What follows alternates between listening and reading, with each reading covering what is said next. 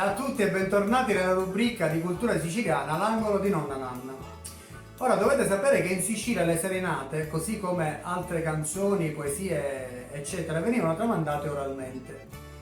Anche in questo caso è stato fatto un grandissimo lavoro di ricerca allo scopo di metterle nero su bianco da parte dei padri del folklore siciliano, quindi Pitrè, Vigo, Favara, Frontini, che ormai secondo me conoscete a memoria, quantomeno per sentito dire.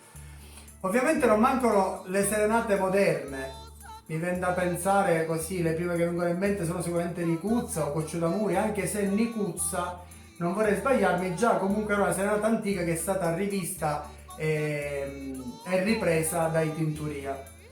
Invece Coccio d'Amuri è una serenata inedita che è stata scritta da Elena Alfino in occasione del film di Ficarra e Picone. Ma voglio ricordare anche qui il caro amico Giampiero Amato che con la sua Poesia d'Amuri ha vinto anche l'anno scorso un festival siciliano.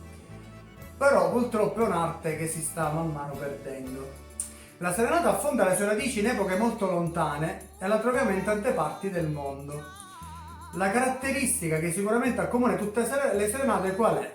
L'amore, l'aspetto romantico e il voler comunicare da parte dello zito, dell'innamorato, i propri sentimenti alla propria amorosa. Spesso veniva cantata per chiedere la mano alla propria amata e purtroppo non sempre eccelle a lieto fine. Si raccontano di litigi e scontri agguerriti trasformando un momento romantico e bello come può essere una serenata in una baraonda, coinvolgendo anche le rispettive famiglie.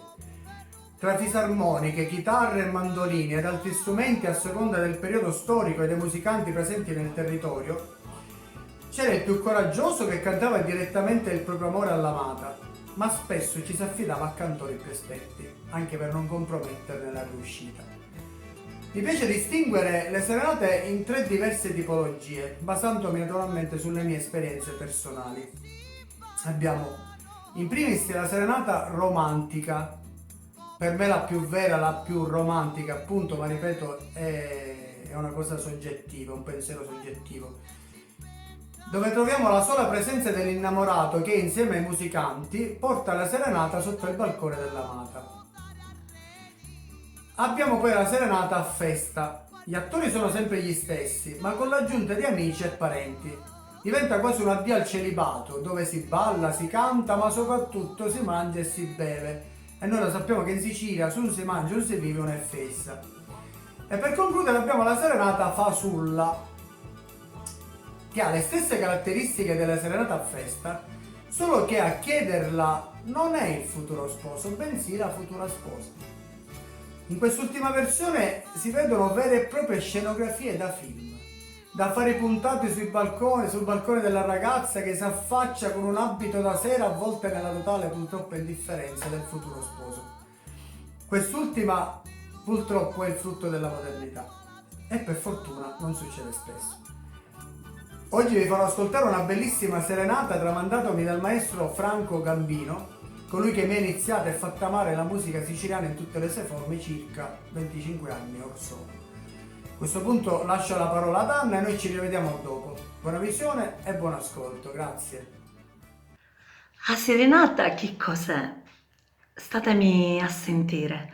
È un canto d'amore, che l'innamorato canta alla sua picciotta. Con ardore e schiettezza, un innamorato palesa alla donna amata i sentimenti rusocore, i suoi fremiti, le sue lunghe attese. Ci domanna raffacciarsi a sentirlo, come canta lo suo cuore innamorato. La bedra s'affaccia per scrutarlo, la faccia rossa d'arancio tramutata.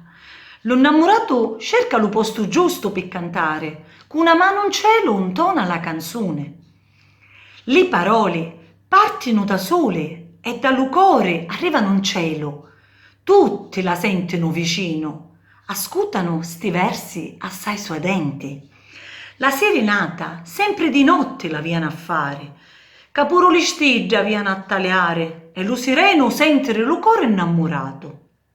Non mancava l'allegra compagnia, tunata allo canto di l'innamorato. Si pustiava sotto la finestra o sotto allo balcone l'innamorato e cominciava il suo canto d'amore. Tutto questo con lo strumento giusto, una chitarra, un tamburello, un marranzano e un flauto. Un innamorato cotto di la femmina passava le notti insonne pensandola e disegnava con la mente i suoi occhi a sua bocca, che vuole ancora basare. Allora, nelle canzonette ci mette parole roce, chine di calore. L'innamorato ritrae la sua bellezza come un ciore, chino di colore e ciavolo d'amore. La vista dell'innamorata allo balcone c'era una pace e turbamento, passione e vampa. A sapere, signore mia, che a serenata serveva per attirare lo cuore dell'innamorata. Una canzonetta ruce ruce si senteva, li strilli a tagliare piano piano, a luna che faceva da ruffiana. L'amore è più forte di qualsiasi suo impedimento. A serenata racconta l'attesa, la sofferenza, la gioia dell'amore. Come ci luccichiano sti occhiuzzi alle innamorate, tutti bramusi l'italiano. È l'amore la chiave dell'umunno. Cantate a voce rossa se potete, amate a cuore aperto se volete.